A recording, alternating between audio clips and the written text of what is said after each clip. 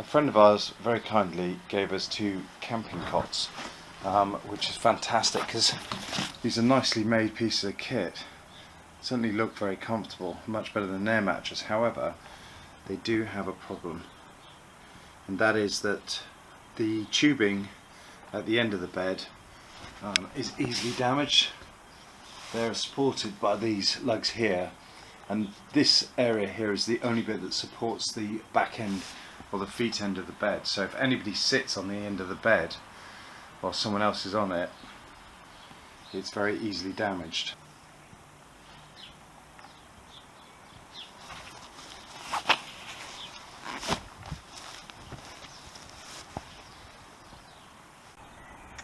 Okay, you can really see the damage on the tube now. This is very lightweight aluminium. The wall thickness looks okay, but it is incredibly light, this whole tube, and it's the same both ends. They're both knackered. So the idea now is to see if I can get something to ram down there and straighten the tube out as best I can, and then possibly reinforce it. Okay, so the Mark 1 attempt did not go well. I was hammering in a rod and using it as a lever, and unfortunately I snapped the pole, and I managed that, I think, because it's kind of work hardened, so that leaves me a bit of a problem there. But I'm going to try the other side as I've got this off. I'm going to try applying heat, see if I can soften the metal and anneal it slightly, and see if we can make a better job of this side. Adding heat made a big difference in straightening this out. It was much more malleable. I was able to bend it straight, and I'm going to reinforce the area by epoxying in a piece of steel bar to reinforce the weak area. The other side, however, is a different matter. So I'm going to cut a piece of tube to straddle that break. I'm going to cut off the ends, and then I'm going to epoxy the tube as like a reinforcer over the edge.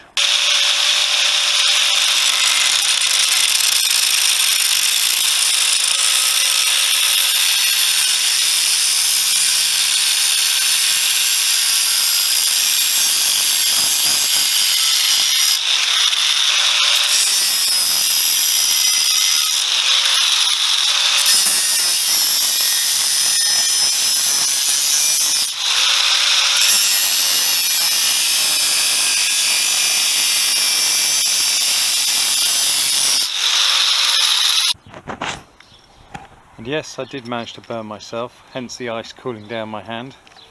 One of the lessons, don't pick up something that's hot. Original aluminium, steel tube, original aluminium.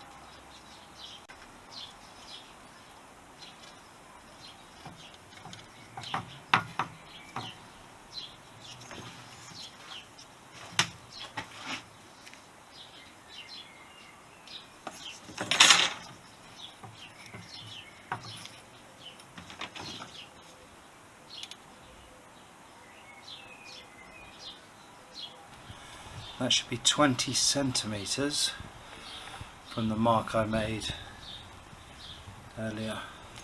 So I put it back in the frame specifically so that the whole thing's lined up.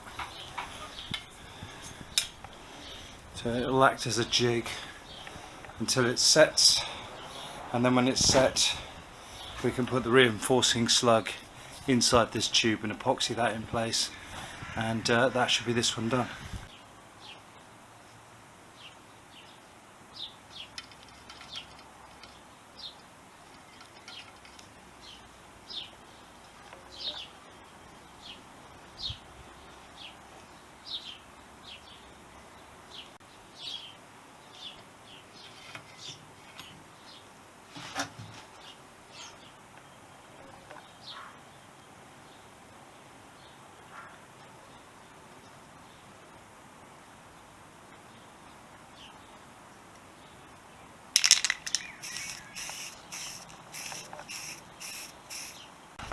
At the end of the frames there are these support mounts, these blocks, and their aim is to support the rail as it comes out. However, this side is missing it, so I'm going to fabricate something that's going to do the same job.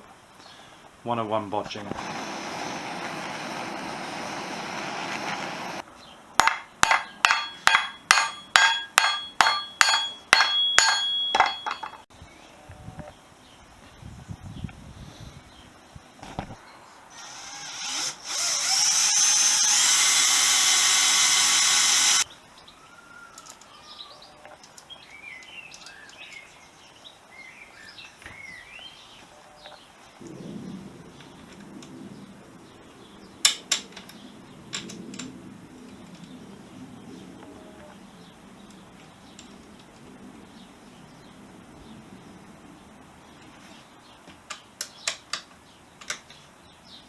It's the moment of truth.